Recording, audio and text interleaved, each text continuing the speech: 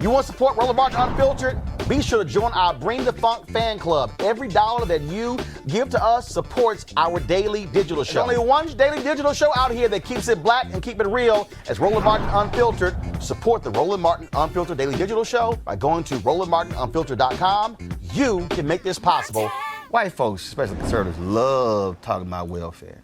They love wanting to cut money to SNAP and cut money to food programs. Yet Donald Trump has created, frankly, one of the biggest welfare programs in America. It is called handing money to farmers. Now, he created this whole tariff battle with China, which has caused farmers to go out of business. They've been losing money when it comes to soybeans, when it comes to milk, you name it. Some of them are filing bankruptcy. They're shutting down. All of those things are happening. He's been lying, talking about they've signed deals with China and Japan. Lie. Farm bankruptcies, folks, at its highest since 2011. Now, already, $28 billion has been given. Okay, let me repeat that. $28 billion given. Not loaned, given. Donald Trump has given more money to farmers so far than the bank bailout in 2008. Here's this tweet he sent out. Our great farmers will receive another major round of cash, compliments of China Tariffs prior to Thanksgiving. The smaller farms and farmers will be big beneficiaries in the meantime. And as you may have noticed, China is starting to buy big again. Japan deal done. Enjoy. Y'all, that's a big ass lie. First and foremost, China ain't paying a damn thing in tariffs. This is the dumbest man you've ever seen. Tariffs are paid by American taxpayers. So American taxpayers, we're giving American taxpayer money to farmers because of this fool's tariff program. It's called welfare. They call it subsidies. Joining me right now is John Boyd. Of course, he leads, founder and president of the National Black Farmers Association. John, any black farmers getting any of this money? Not a whole lot, Roland. And thank you for having me. And I was listening to your commentary, and you're right on point because this is an all-time high for farm foreclosures. Farmers are not being lent any money. And in fact, I just got off my combine, Roland, a few hours ago, and harvested about 1,000 bushels of soybeans. And the price is a little over $8 and some change a bushel. So when this president sent out that tweet, he is clearly not being clear and telling the truth with the American people. He lying. He's lying. He's lying. And a few years ago, soybeans were up to about $16.80 a bushel. And today I'm selling soybeans for $8 and some change. And for people who can't do the math, you got a government job, your boss walked in today, and he just told you that you're going to have to take 50% reduction in salary and go out and do the same work. And his agriculture secretary said last week, basically there's no room in this country for small farmers. So he's contradicting what the agriculture secretary said, Sonny Perdue. And Roland, I recently had a meeting with him a few months back, Sonny Perdue, and asked him to increase black employees at the local county offices around the country and increase black appointments to USDA commissions such as the Small Farms Commission, et cetera. And his response was to me is that he didn't want any tokens. That's what he said. He didn't want any tokens. Well, fine. Appoint more than one. Didn't want to work. Yes. He didn't want. Say it again. He didn't want people who didn't want to work.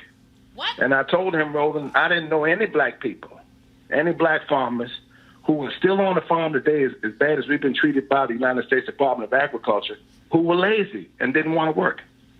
That's the myth that white people have about black people in this country, that we don't want to work. It's not true. It's not true. We weren't lazy when we were slaves. We weren't lazy when we were sharecroppers. We weren't lazy in Jim Crow, and we ain't lazy now. The issue is we're not getting a part of this $20 billion bailout and subsidies and all of these things. But white farmers, the top 10%, Roland, received $1 million per farmer. I want to say it again, $1 million per farmer that they do not have to pay back. It is a subsidy, and it's not a loan, people.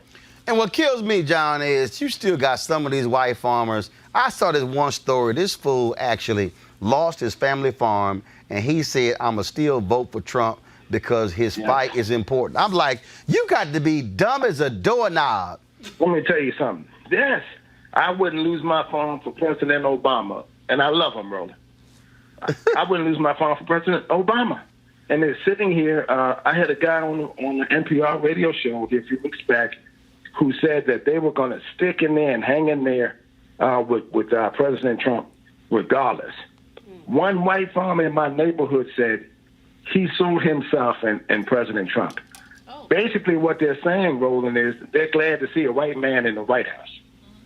That's basically what they're saying. Yep. They had 8 years of President Obama, a black man who was pretty sharp, had his stuff together, had a great family, was basically flawless. As far as any type of scandal, anything like that. And now we have President Trump who can't even tell the truth if he had the opportunity to do so. So it's like night and day, and these white farmers see themselves and President Trump as the last great white hope. And he's divided this country so badly in rural America. All you see now, Roland, are rebel flags and all of this stuff that is really surfacing. And black people need to wake up. Take a drive out through the country and see these big rebel flags hanging up on the interstate and through the back roads of rural America. Yep, absolutely. John Boyd, National Black Farmers Association, man, we appreciate it. Thanks a lot. Thank you. Appreciate it.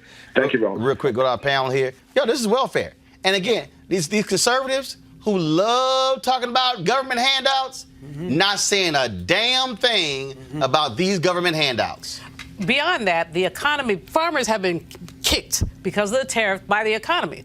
And so the timing of this is very interesting. So as 45's ratings are going down some places, okay, here's some checks, because some of the farmers, I agree with John Wesley Boyd about some of the white farmers who vote for him no matter what. Right. But some of the other farmers, they've seen themselves kicked and they're considering. So if a farmer is getting an average of $1 million, I mean, that's not only is it a subsidy, not only is it welfare, but it's also a bribe.